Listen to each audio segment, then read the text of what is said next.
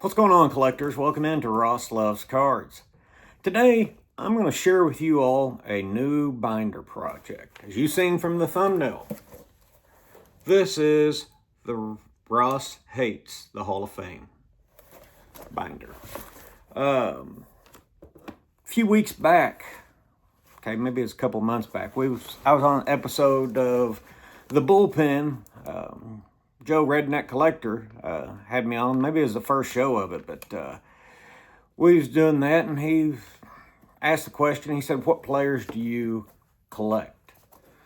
And then, next question was, "Which players do you collect that's not in the Hall of Fame?" And I went through the players I collected, and not one of them was in the Hall of Fame. I've got 6 guys that I'm wanting to do a run of, and none are Hall of Famers.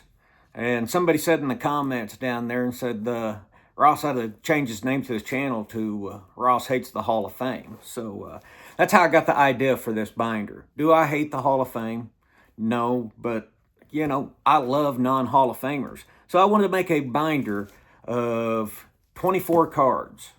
So it'll be 6 pages that I think are awesome cards for non-Hall of Famers. So my favorite non-Hall of Famers cards.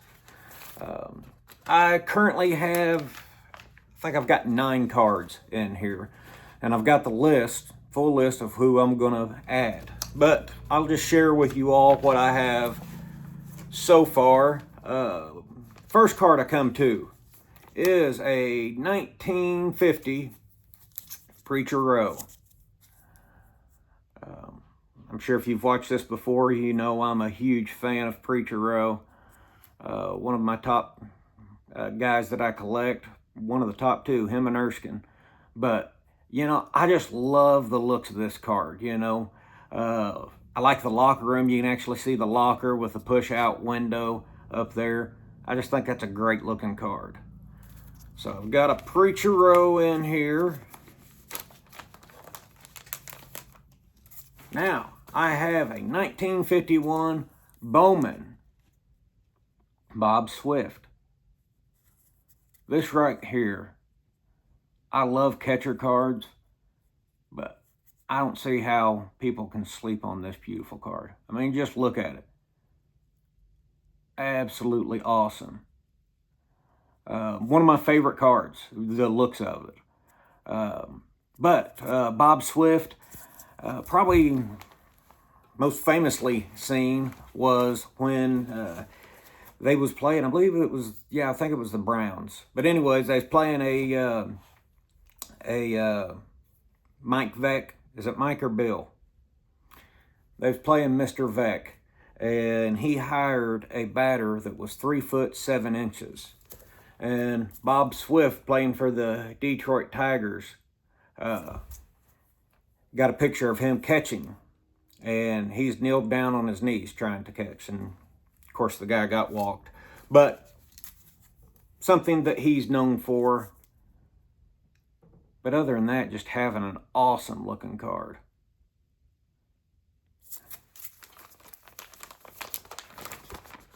Okay, next page. I tell you what, I'll just pull this whole page out. My first complete page of this binder. I'll run through these real quick. Jim Gilliam. I love this. What is that? A 1950? Yeah, 1954 Bowman. These are usually pictures, but I believe Jim Gilliam and Eddie Matthews are more like drawing renderings. I just love this picture, though. Just looks like a little kid. Look how young he looks. So I've got Jim Gilliam there. I'm going to go ahead and put this binder page back in here so I don't have any mishaps.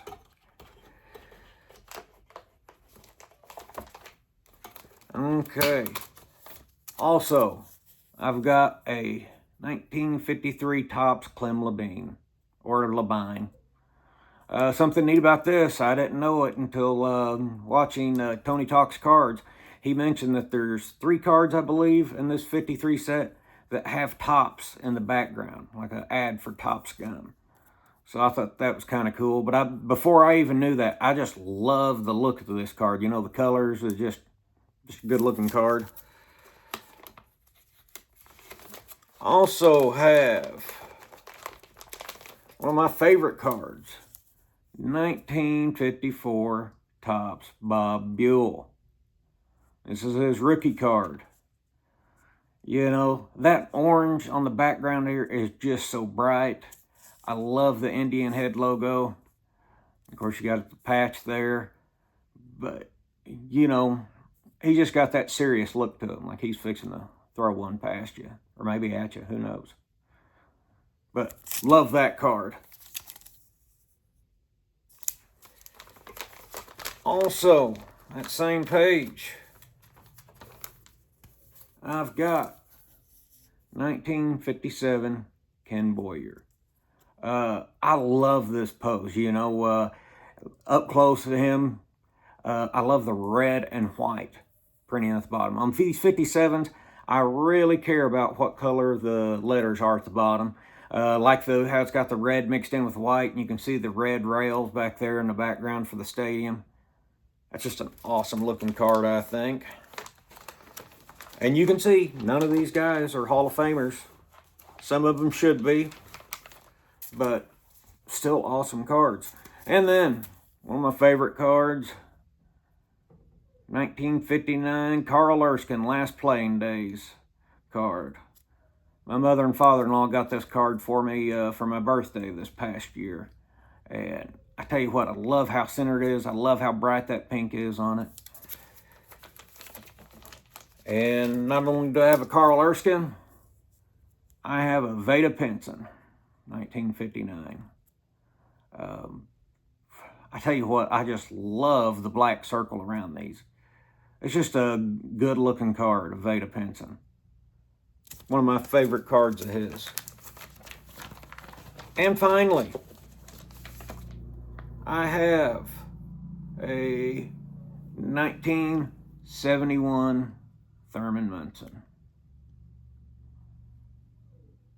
I'm sure everybody's familiar with this card. This actually, it's on my, it's the oldest card in here, yet newest card in here, but it's the next one on the chopping block. If I find a card that's a non-Hall of Famer that I want to put in, I'm going to have to drop him off the list. But it's just a fun project that I was working on. The Ross Hates Hall of Fame binder. Got 9 cards in it. May take me years to finish, but it's fun just, you know, sometimes pick up a card that's decently priced and you like to look at. Some of these guys, maybe they shouldn't even be considered, well, I know some of them shouldn't be considered Hall of Famers, but I still love their card. They just look great. And that's why I've got them on my list. So, I just thought I'd share this with you, show a new project I'm working on, maybe give you guys an idea for a project that you want to continue or start. But I sure appreciate you all listening, and we'll talk to y'all on the next one.